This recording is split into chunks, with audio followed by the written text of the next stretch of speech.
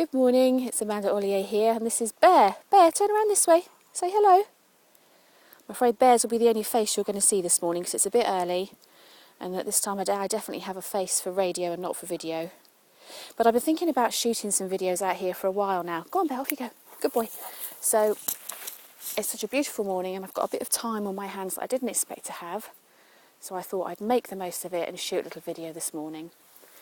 So I don't know about you, but I find nature can be really, really inspiring. And it's not just the beauty of it. I mean, if you look around here, how many different shades of green can you see? Really is just incredible. All the different colours and the smells. It smells really lovely out here this morning. We've had a little bit of rain, just enough to sort of clear the air because it was a bit muggy yesterday.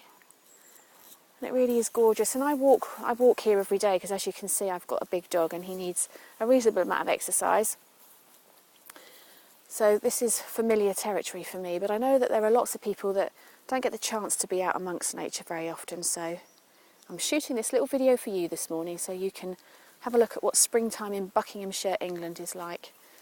It's June, I know it should be summertime, but let's face it, we haven't really got far out of winter, let alone summer. We've just missed the bluebells, they've just gone over and they were absolutely gorgeous. The smell of them was just incredible this year. But what it is that really inspires me about nature is the kind of hidden messages that it conveys if you look for them. Now over here, I don't know if you can see, in the middle of the screen now there's a tree. It's lying on its side, and as I pan this way, you should, I'm not sure if I'm going to be tall enough to show you, but just where that brown bit is, underneath there's a hole, and that's a badger set in there. As you go along a little bit further, you can see some more leaves coming up.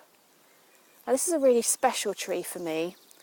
It's a beautiful cherry tree, and it's actually, this end is the roots, and that end is the end of the tree, because this tree got blown down in the storms a few years ago, like the one there that came down a few weeks ago, but that's a pine.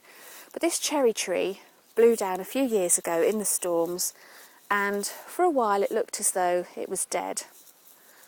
And it was not much after that time that I actually moved up here, and my life was in a bit of a mess at the time, to be completely honest. Emotionally, I was an absolute wreck.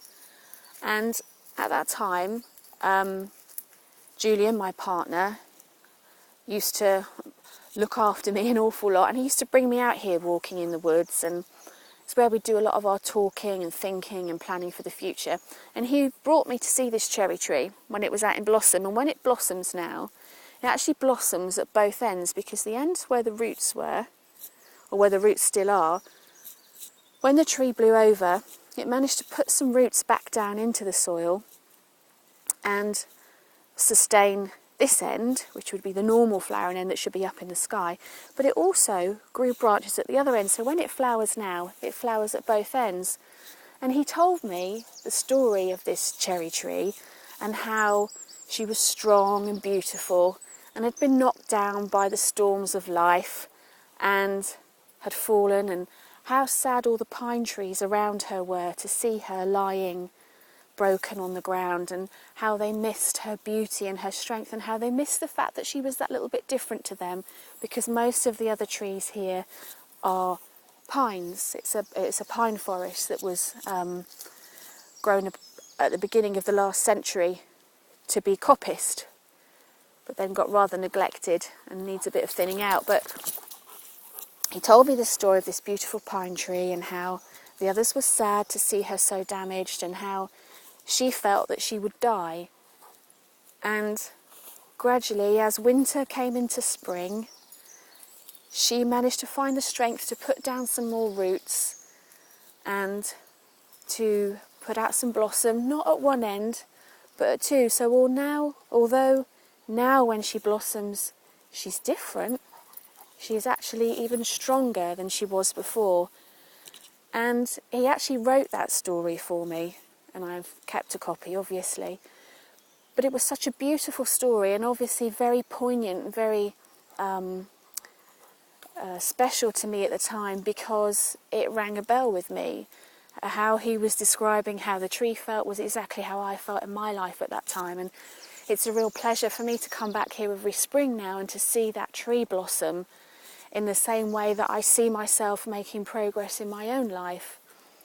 So that's one really lovely metaphor that I enjoy constantly in these woods, and this year for the first time there's actually a badger set under the cherry tree. So not only has she managed to nourish herself now, she's also helping sustain other lives, which I think is really beautiful. So I just thought I'd share that little story with you this morning. I have lots of little things in the woods. I take lots of pictures, so I'll try and find some out and pop them up on my blog, because nature really is an inspiring metaphor, and there really is beauty everywhere in life. You just have to remember to look for it sometimes. I don't know how well that's going to come out, but the light through the trees there this morning is just beautiful. You know, it's very easy to get bogged down in the day-to-day tasks of life, and sometimes life really weighs us down, but there is always beauty and positivity to be found. It's just that sometimes you have to really remember to look for it. But the great thing is that the more you look for it, the more you'll find it, because that's just the way life works. It's the way your unconscious mind works, the way the filters in your brain work. They filter in more of what you're looking for. So if you're looking for beauty, if you're looking for positivity, looking for opportunity, then that's exactly the kind of thing that you're going to find. And right now, I think I need to go and look for my dog, who appears to have disappeared. So I hope you enjoy this short video. I hope you've enjoyed looking around my beautiful woods this morning. And I really hope that you have a fantastic day. Look out for the beauty. It's really all around you. You just have to look for it. And thank you very much to Susan Beasley for nagging me this morning to come out and make a video while I was walking. I'm not going to show you my face, but thank you anyway. And have a really, really fantastic day.